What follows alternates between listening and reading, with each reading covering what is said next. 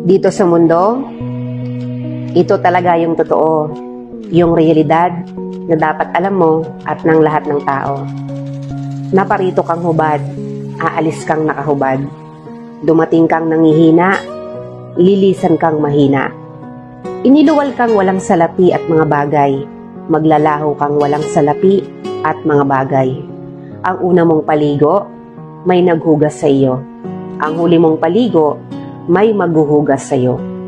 Ito ang buhay, kaya bakit labis ang mali siya, ang inggit, ang pagkamuhi, ang galit at pagkamakasarili. Maging mabait sa lahat at gumawa ng kabutihan. May hangganan ng oras natin sa mundo. Huwag sayangin sa walang kabuluhang bagay. Manalangin at higit sa lahat, huwag na huwag nating sasambahin ng pera.